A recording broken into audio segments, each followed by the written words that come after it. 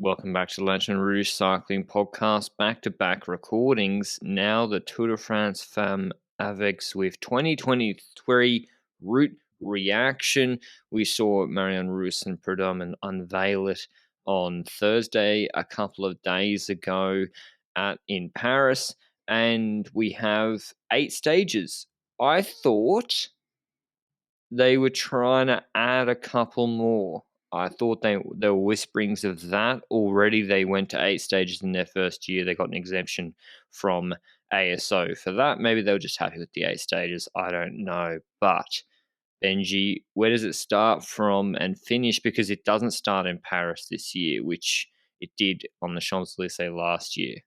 Exactly. It does start on the same day as the Champs-Élysées stage of the Tour de France. I just checked, which is kind of, I don't know, I was maybe expecting it to be a day later, knowing it's not in the same place, but it is on the same day. It starts in central France, Clermont-Ferrand. We know the TGV from Clermont-Ferrand is from there, but this time the Tour de France starts there and it works its way down in France, basically, towards the Pyrenees, where it all capitalizes in the last weekend of this race. So that's what we're looking at when it comes to the order of things.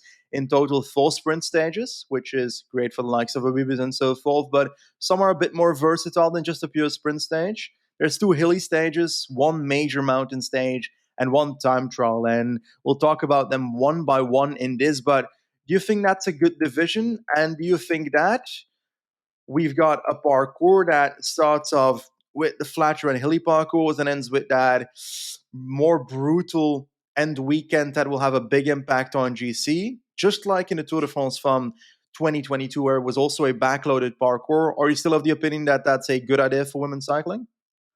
I think so, yeah, because if you put the Tourmalet stage at the start, well, I don't know. It's tough because SD Works kind of gave up on GC before the GC stages last year. So what does it matter? Like, they had the gravel stage, they had Van Vleuten sick, they had Van Vleuten dropped on those punchy stages, and they just kind of faffed about and didn't have a clear plan for GC whatsoever. So I don't know. Like, I think on balance, yes, it's good to have the GC staged in the last couple of stages. Maybe Van Vleuten has some bad luck. It then allows her she has to go long, although she probably will anyway on the final week. But yeah, the worst thing that could happen is you have Tourmalet stage 2. She takes, 3-4 minutes and the race is completely done. There's no even illusion of SD Works trying to fight. I had a meeting with ASO catch up, and they're saying big logistical challenge having 2 races on at the same time in 2 different locations, because obviously Champs-Élysées circuit, it's the same closed off circuits last year, or this year rather.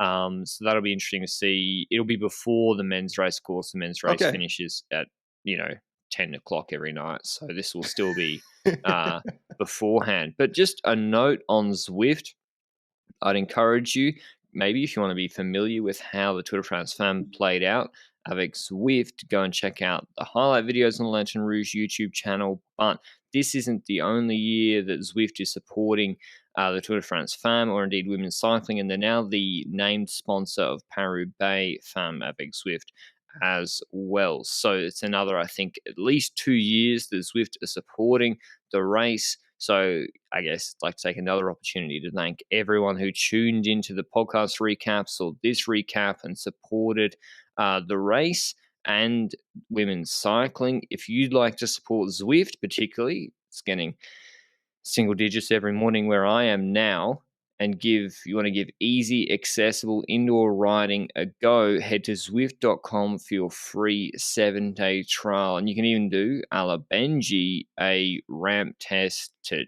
assess your fitness levels and get started and do training on Zwift as well. Anyway, stage 1, Benji, Clermont-Ferrand. What do you reckon this is? 124 Ks, 1.7 Ks, 7.2%, 12 Ks from the finish. The big question is, does Lorena Wiebes get dropped on that climb and stay behind? That is a very, very good question, my friend, my favorite kangaroo. And I think it's going to be a close one. A rather versatile sprint, I'd argue, because of that hill. We see that Côte de Dutrol is 1.7k, 7.2%, and we see that the first and the last part of that climb is the steepest. The middle part is a bit like 5%. So I'd argue that it's going to be on the edge. I think the pure sprinters will be at the back of the peloton at least, and some might be off the back after this climb, but it will also depend on what the other teams will do. But it's a Tour de France Femmes. If riders like Liana Lippert and so forth, Nivia Doma, see a climb like this on stage one, they might as well try something to get over this climb and be in a smaller group, because otherwise they're not using the parkour of the stage. And considering it's a Tour de France Femmes, I'm guessing that punchers are going to try and get away here. And perhaps the teams that have more versatile sprinters, like a Vos, for example, at Jumbo, would want this to be harder. A Balsamo would want this to be slightly harder to drop a Wibbes. But when it comes to an SD Works, it becomes difficult, eh? Kopecky or Wibbes? Kopecky can't win against Balsamo and Vos most of the time. So I'd argue that Wibbes trying to get her over the climb is the better option. Do you agree? So it's the LFR profile says it's 1.9k, 7.1%. So that's another 200 meters. It's still a short climb. Let's say they do it in 4.5, 5 minutes. Let's say 5 minutes. They're probably a bit less than that.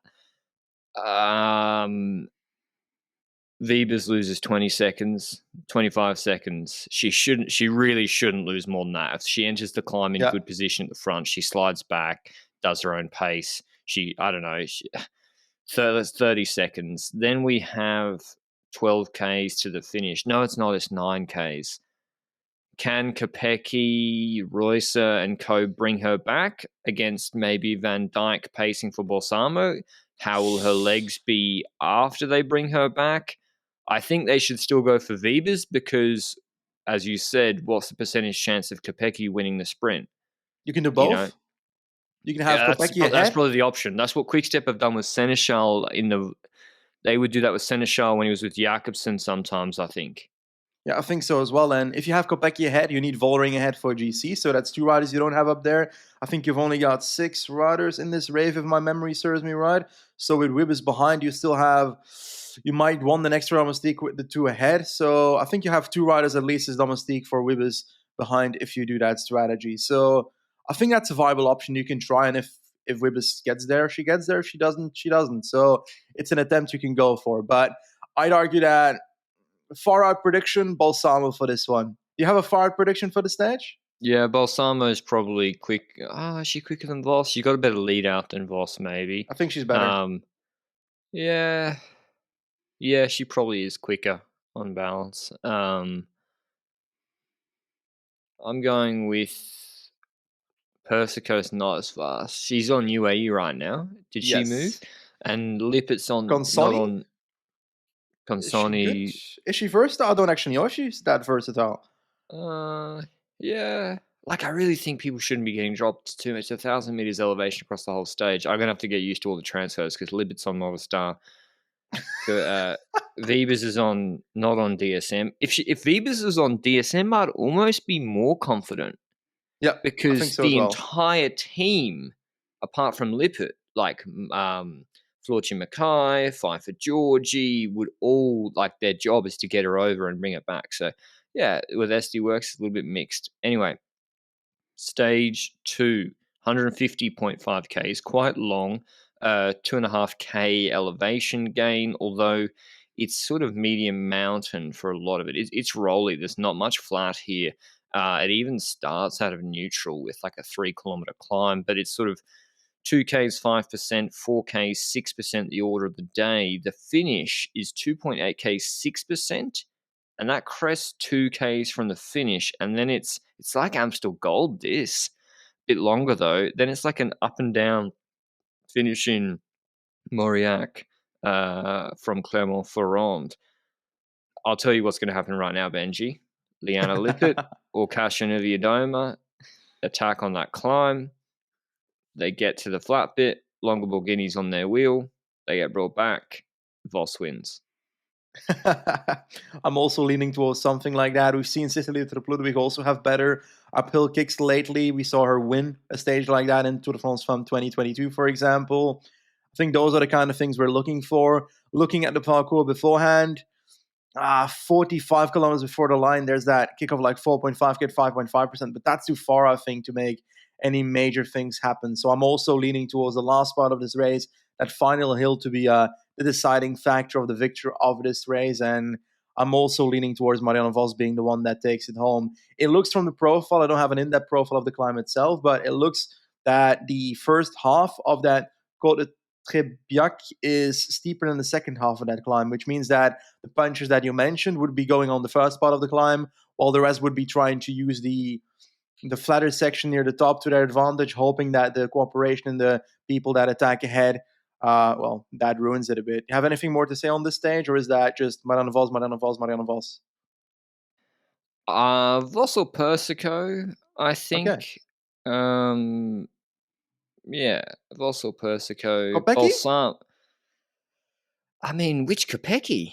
Like, because Strada Bianca Flanders Kopecky, of course, but she wasn't in that shape later in the year. I mean, she's young. I assume she'll get back there.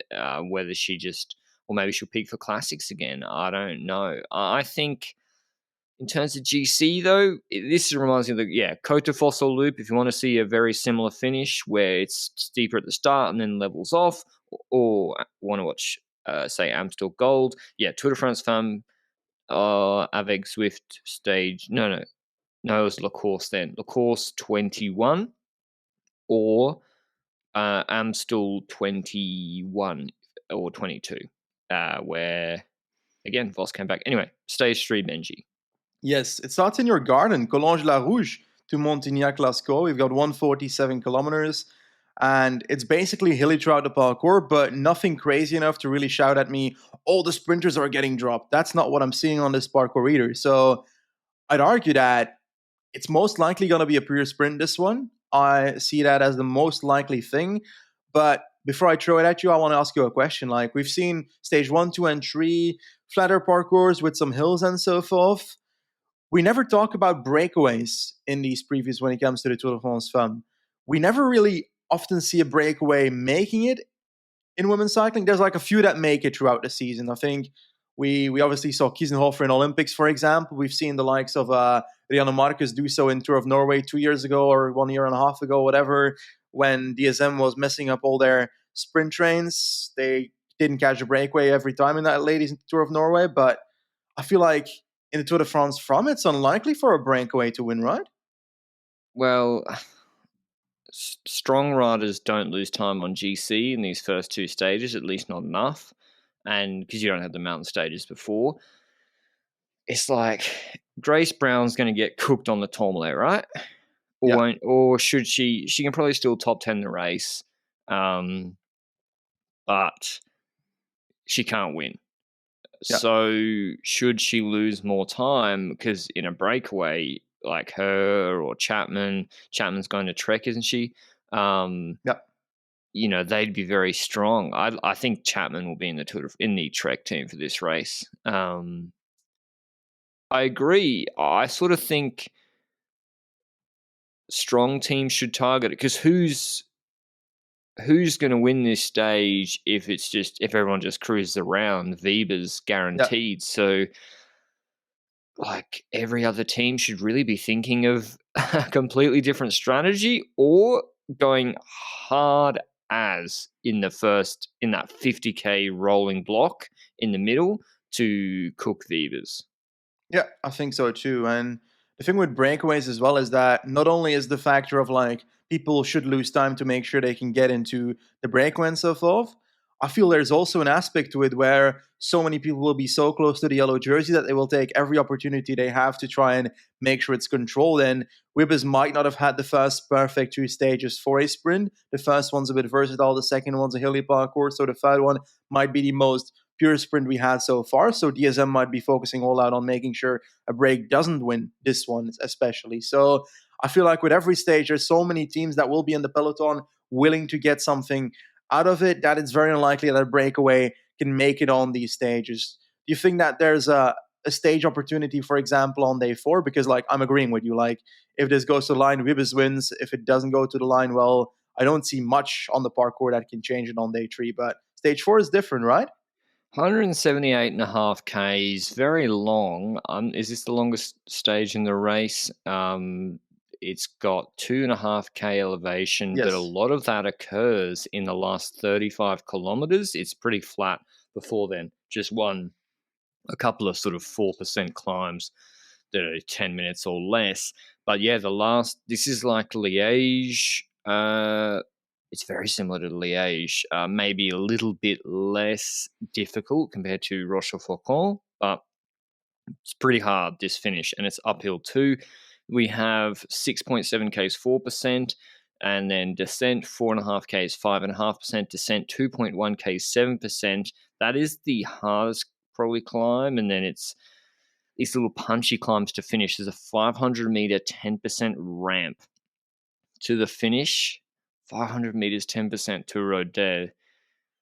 This could go to a number of different riders. It could be Cavalli, could be Vos, could be Ludwig, could be Persico, could be Lippert, Van Vleuten. If she went long, I don't think she will. I don't think Van Vleuten is superior on the 500 meter 10% punch. She doesn't need to either. She just needs to wait for mountain stages. So I think, who did I say? Which one of those riders did I say? Lippert, Vos. I had one that I wanted to pick. Cavalli. I think Cavalli wins this. FDJ should go all in for her. I think that's a very good pick for this one. Small note, you mentioned this is the longest stage of the race. It's also the longest race of most riders their career. I think every single rider in the peloton most likely, because last year we mentioned in the Tour de France 2022, there was a stage of 175 kilometers, which was the longest of Marianne Vos's career. This is 177, so this is the longest of, I'm fairly certain, at least 99.9% of the peloton. So to add the difficulty of those hills to it, I'm intrigued to see if that will have a factor or not. I'm not necessarily certain that length of the stage will matter, but I do think it's a very enticing parkour. I'm seeing GC riders plus punchers going for it, and I agree with the names you mentioned. I see no real opportunity to go super far for Van Vleuten. She might try nonetheless, but I don't think she should because, like we mentioned, mountain stages come up where she is on paper the strongest. This is where the opponent should try and make it difficult for her, but there's a switch with SD Works, right? Vollering is now the solo leader of SD Works, I would say, GC, instead of Vollering plus Mollman.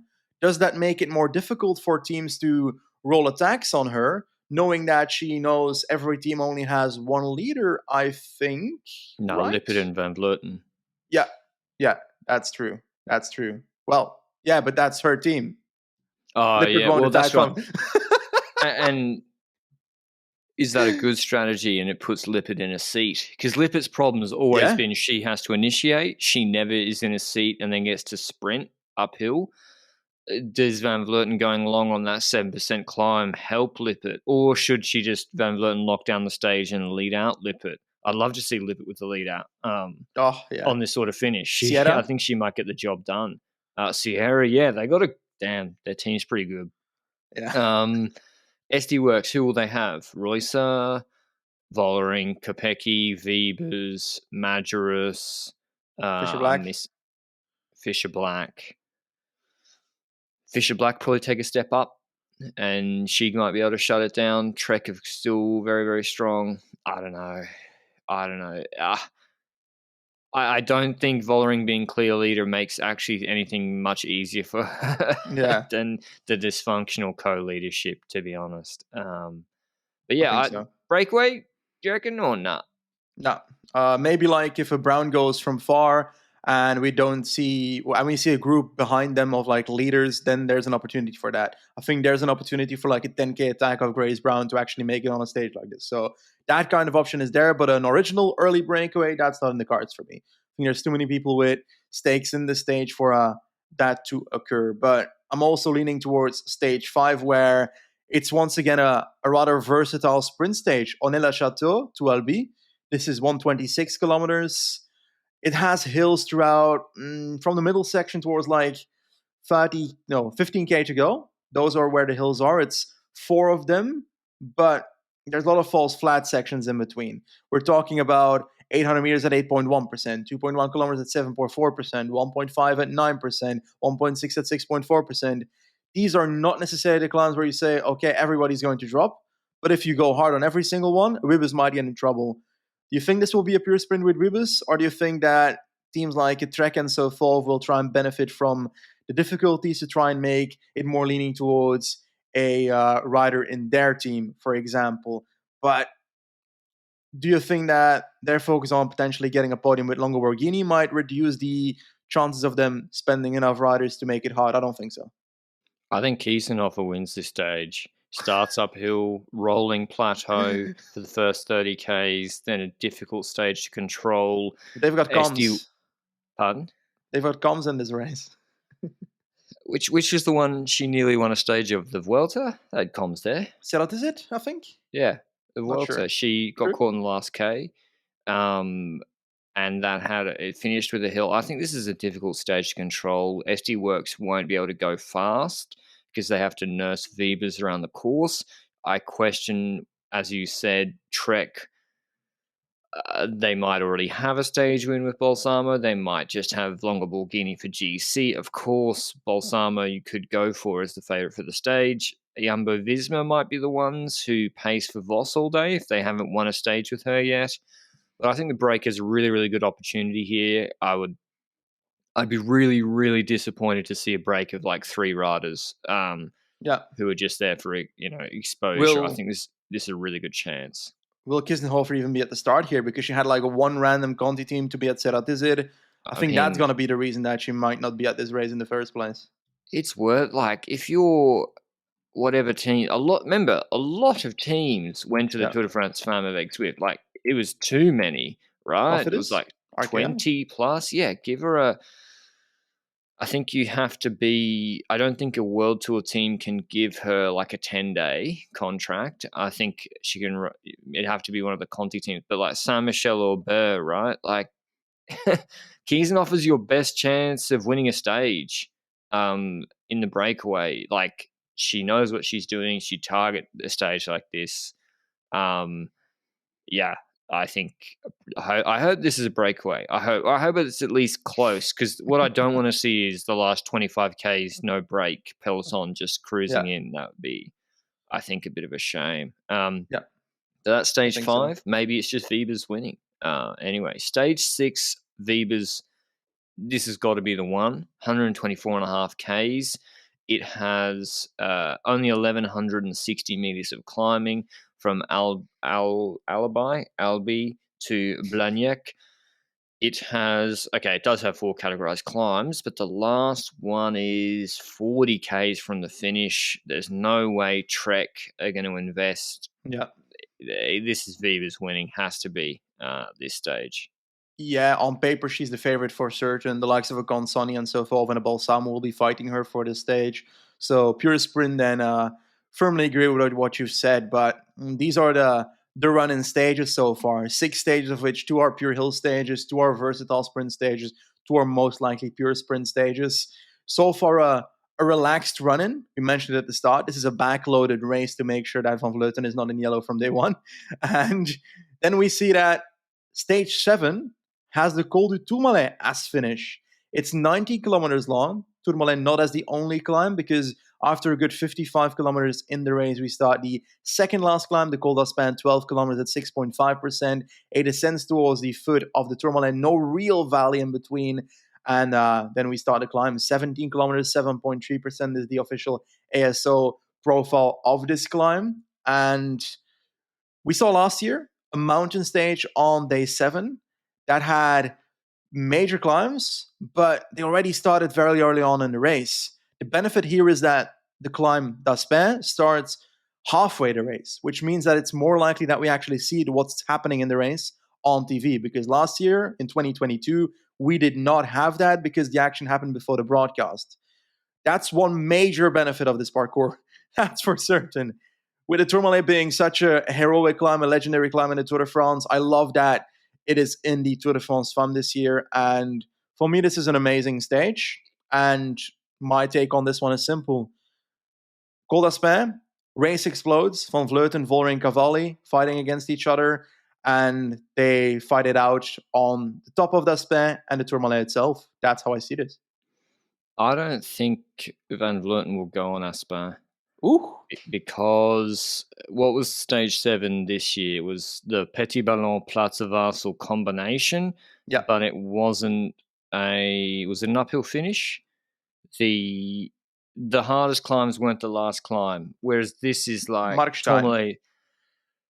Yeah, Tourmalet's the hardest climb. It's the finishing climb. There's the descent off Aspin. There's the first 4.5 Ks, 5 Ks of Tourmalet are only like 4%, 3% average, and then it's really the last part. So if I was Van Vleuten, I would have Aspin paced by Lippert or somebody like that. Keep team around her.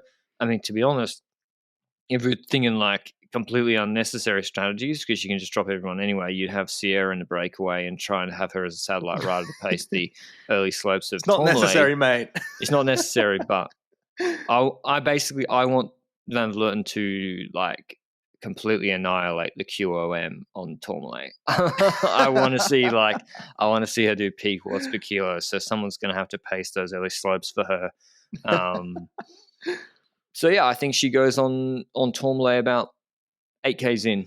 And then maybe Vollering and Cavalli hold her wheel for a couple of Ks, 3 Ks, but they drop by the 12th K. Okay, my take is a bit different. I think she goes with 5K to go on the span already on the steepest section after a lead out of her team, and she tries to go from there. And maybe one of the two others, like Vollering and Cavalli, one of them might be dropped at the top of a span, but afterwards there might still be one in the wheel, but on Tourmalet, game over anyway. So slightly different view on how it will happen, but we both have the same result in mind, which is Van Vleuten destroying everybody on the stage based on what she's shown in 2022 at least. It can be that by the time we reach the Tour de France that we've got a very different mind on who'll win the Tour de France. If, for example, Van Vleuten's first step is not there anymore by that time. But let's just hope that the top competition in GC gets a tiny bit closer. Then we at least have a battle for it. Because I want it. Okay. Cavalli's more likely than Vollering to me. Okay. Are they the same age? Cavalli's 24, took a big step up this year. Vollering is 25. They're not that different in age, but I think Cavalli could have shown something in the Tour de France Femmes this year, but she just crashed out. I think Cavalli's could do it. Unlikely, but could do it. Okay. Do you think 50 kilometers before the Col d'Aspin is long for a Movistar to control it until d'Aspin starts? I mean, Van Vleuten could literally put 8 minutes into the break on Tourmalet. So that's true. yeah, or Aspin Tourmalet combo. So it would have to be someone like a Faulkner.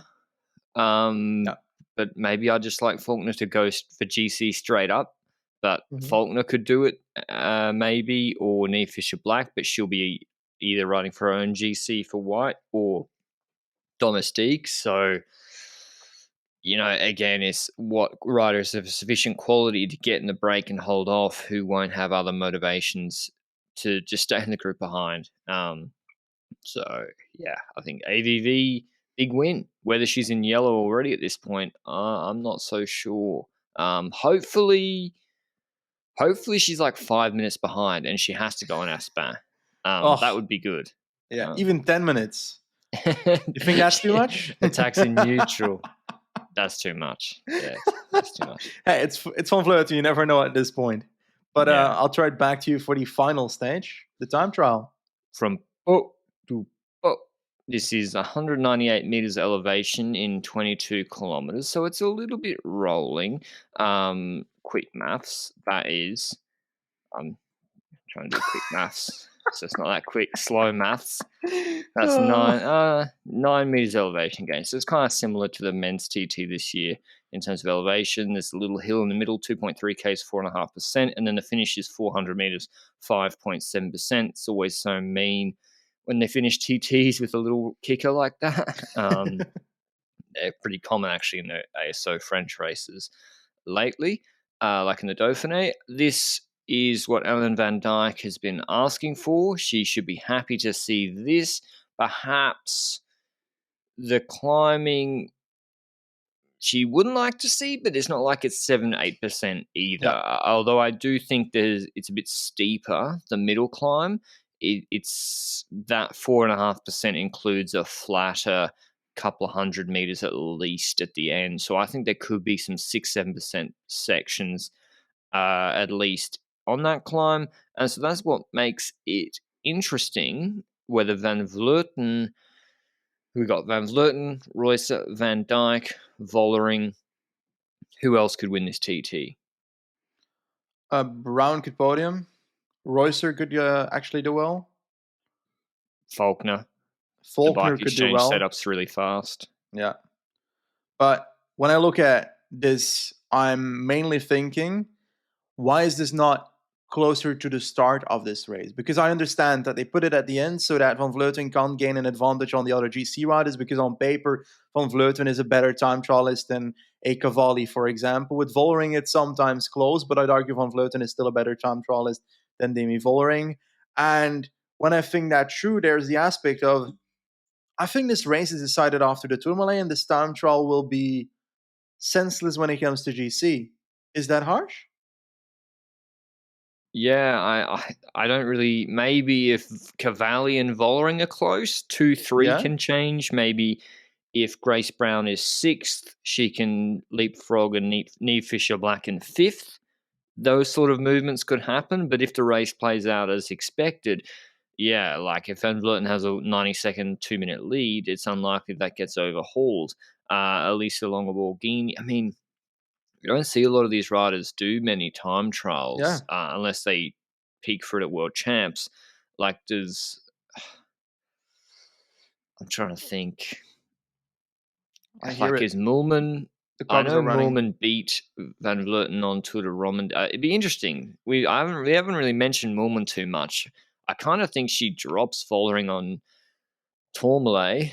And so how will her TT be at a new team versus the SD Works setup? I don't know. I think there could be changes to the top step. Unlikely. Royce versus Van Dijk for the win. I would go with Van Dijk still. The world's course this year. I'll go with Roycer. Okay. It's far out anyway, so by the time we reach that race, everybody forgot this podcast existed, hopefully. So, I think that's a good overview of the stages we had. I think we mentioned our takes on this so far, a run-in that's rather building up towards the final weekend. I think the only thing I can mention is that I'm really happy with it being backloaded at the Tourmalet at the end. I do still like it that big mountain stage is defining towards the end so that the big gaps are not made at the start of the race and the race is not decided too early. But on the other hand, there's also the aspect of the time trial after the Tourmalet. If the race runs as expected, as we mentioned, then we're kind of like, okay, is that time trial going to impact GC for the victory? Then it's less likely. But I'm glad there's a time trial. We need more time trials in World Tour cycling, so I really appreciate that inclusion. Do you have any big conclusions? All out inspirational, motivational quotes based on this parkour, my favorite kangaroo? I would say it's missing maybe on stage 5 or 6. I did like the gravel stage last year, the Chemin Blanc stage. It's maybe missing a little bit of it. Maybe you could call it a gimmick, but just something unique about the parkour. A couple percent. Well, I don't want to kill anyone, but yeah, something like maybe one of the finishes is pave or something uphill. I don't know. Probably effectively they are, or narrow. No, it's fine. I think with the way until Van Vleuten retires, you're kind of hamstrung, and you got to build a parkour like this, or until someone's like Moolman or Cavalli or Vollering step up. What would happen if you had one of those Vuelta stages, or I don't know what race there was this year, where there's a 20-kilometer 6% climb at the start of the race, and then you wouldn't see it. 100 k's of flat afterwards. Well, all the action would happen at the start. Van Vleuten would attack on the first climb, and we wouldn't see anything about that because the broadcast would start later than the climb. So, hey, what would happen? We wouldn't see it anyway. Yeah, it'd be interesting because then Van Vleuten would have to basically pace 100k solo. She did it last year, right? No, 2 years ago? The one where she first was behind because of the time trial in Ceratizzi challenge, and then a few days later she was like, I'll take the time back anyway, and then she attacked on the first climb and took 3 minutes on everybody. Yeah, that'd be, I mean, maybe they could do that. Probably wouldn't be that exciting. I don't know. I think I don't think there's too many for V. I think if Wiebes wins more than 2 stages, then Trek, SD Works need to have a look at themselves and UAE, because she should not win more than 2 stages. The parkour is there. It's hard enough to put her under pressure. I do not want to see... I'd be disappointed to see teams just bring her to the line once again. Yeah. And it's similar to Van Vleuten. I would be disappointed that we don't see the other GC teams try something on the parkour that lies before the mountain stage, because if they bet all out on the mountain stage, they're likely to end up losing. So I think that's on both fronts that we want to see teams that aren't necessarily the favorites anticipate, to try and avoid the inevitable situation that the other sprinter or the other GC rider can win. And yeah, that's also my overall view on that. I think this is a pretty good parkour, though. This is a parkour I'm like, this is a good parkour. Compared to when it comes to the men's parkour, I'm like, okay, it exists. I think, yeah, it makes a lot of sense. Like this year we had 2 mountain stages. We had Planche de Belfi and what was the one before? It was the Place of Vassal, the Markstein one, yeah. I'm just looking at those results now. I think Lebu has to be... Will she still be young enough, or have they changed it to under 25 for the white jersey, or is it U23? Can't remember. I think it's different. Yeah, it's different, isn't it? Persico. I'm just looking at riders that could step up. Ewers, I think, just got extended. I know she's 28, but she only joined Women's World Tour, or was racing Women's World Tour races in 21. She's someone she came 5th in Romandy, 6th on Tion 2000. Really, really like to see her take another step up. There's also another rider, and this is a very late season result. She doesn't have much else, but a diminutive 21-year-old climber on the Roland Kogias Edelweiss squad, Petra Stiazny. She came 5th on Tion 2000, only 1 minute 03 on a 17.5k, 6.6% climb to over 2,000 meters. So pretty similar to the Tourmalet, that climb. I know that Van Vleuten was not in top shape, I don't think, for that. Maybe I'm doing Moorman discredit, but I think you're right. I don't think she was. It's just, look out for those riders too. I'm just, as we said, Benji, just hoping someone like a Ewers, a Persico, Cavalli, Lebu, Vinny Fisher-Black, Music, all one of them, or 2 of them, or 4 of them step up. Imagine that would be awesome if we had like a proper battle on the climb. Agreed. The best thing that could happen for this race is if SD Works says to Van der Breggen, well, let's take you away from the S roll, let's put you back on the bike, and arguably, if she's in the form of 2 years ago, she's a favorite for this parkour. Yeah, because her time trial is pretty good. I mean, not going to happen though. But yeah, Underbreaker. It's a shame, but that is what it is. I think things change quickly in cycling. I wouldn't be surprised if things have even changed by July next year. To be honest, I think like even Zigard on Bike Exchange. I know she struggled on the descents, but for a pure mountaintop finish like this, don't be surprised to see her come in the top 5 or 6 as well. Maybe she steps up more. I don't know, on Tourmalet. But yeah, any last thoughts on the route, Benji?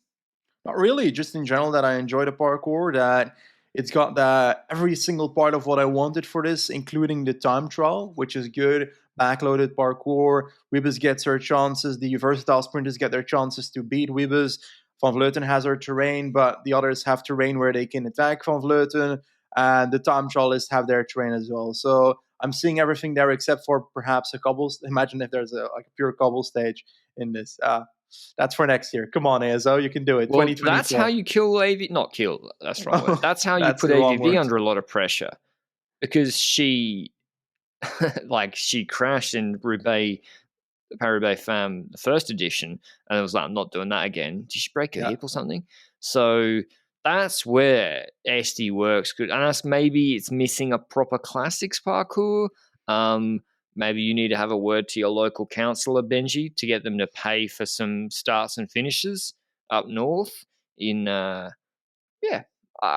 be interesting. Maybe that's how you can, because like on the Liège style parkour, which we do have on the Rodez stage, Van Vleuten still like still pretty good, just not far superior. Anyway, that's the route.